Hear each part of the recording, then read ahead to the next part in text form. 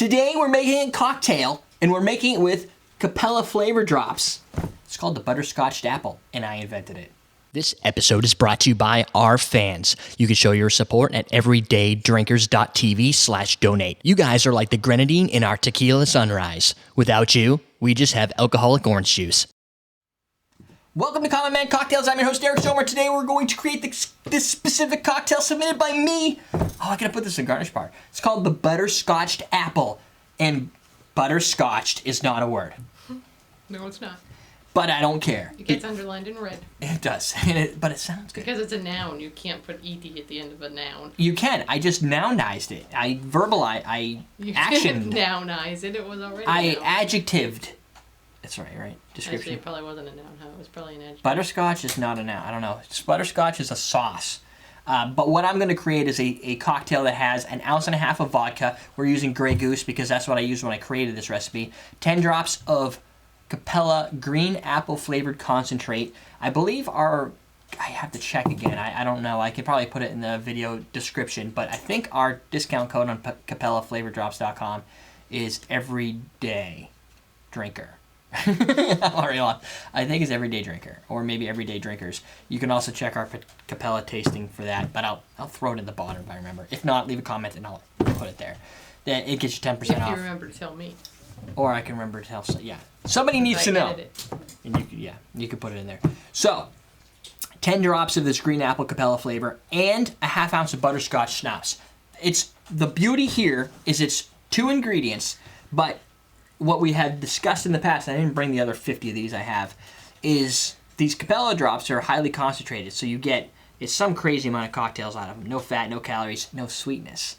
That could be a problem, as in our tasting. Things just don't come out sweet. But that's okay, because I'm not looking for sweetness. I'm looking for the flavor properties of this. And the bonus is, check it out, I chilled it. You don't have to buy, for instance, if I was to make this recipe naturally with ingredients on hand, it would be a green apple vodka with regular vodka and butterscotch schnapps. This way, you don't have to buy a flavor for every type of vodka you want to have. You can just use the flavor drops. And I'm going to do 1.5 ounces. And typically, it's going to be about 10 drops per ounce. But in this recipe, 10 drops came out perfect with 1.5 ounces because we didn't want to grab so much of this apple that we lost the flavor of the butterscotch. So because of that, we changed it up a bit. And that was after a couple tastings. We didn't do too many for this one. I think maybe 3 or 4 different recipe layouts before we settled on this specific recipe. 1, 2, 3, 4, 5, 6, 7, 8, 9, 10. 10 drops. Done. And they're clear. And they're very aromatic.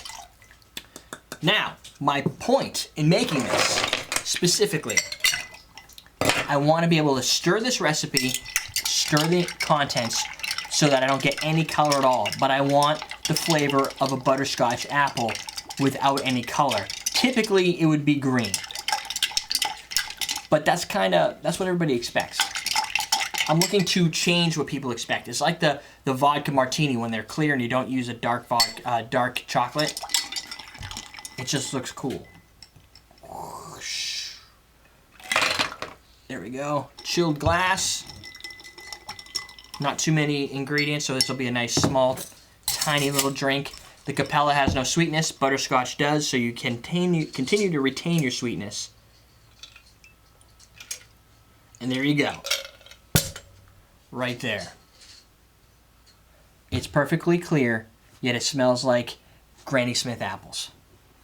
Like all over the place. This smells like you're using an apple schnapps. That much aroma. These are flavor drops, but they're flavor for your nose too.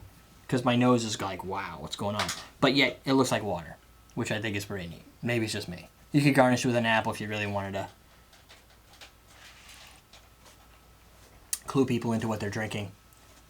But the balance I've added here, you get the butterscotch playing with the apple. That's a nice little game. Yet, it's not overly sweet, and there's a vodka bite, a vodka burn to the finish.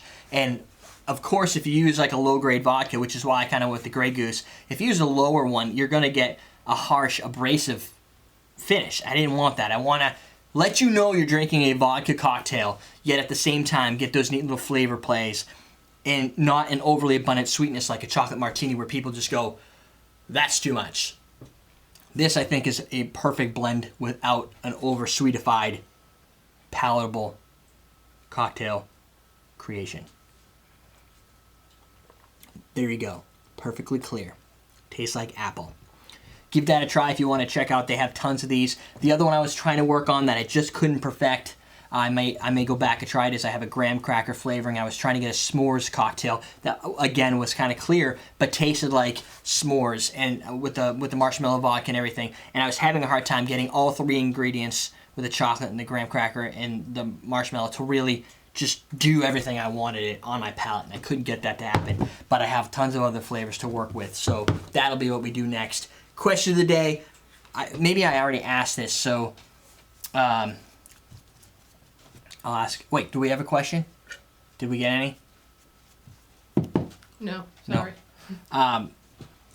I had asked originally, do you guys find it hard to go to the store and buy so many different flavored vodkas, which is kind of why these exist, so you don't have to buy all those flavors, but you can make them on a per cocktail basis.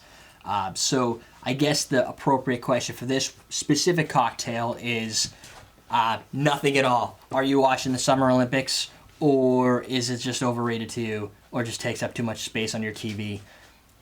What's your favorite? And if that's a question that you can answer, what is your favorite Olympic sport this year? Personally, a few of us that I know wanted to see Taekwondo, but I don't know if they're going to publicize that. Yes, do you have a question? No question? What's your favorite sport to watch? Football? Football in the Olympics? It's not an Olympic sport. It's not an Olympic sport. I mean, swimming. Swimming. Good answer. Swimming. Do you want to see Phelps win yet again? There you go.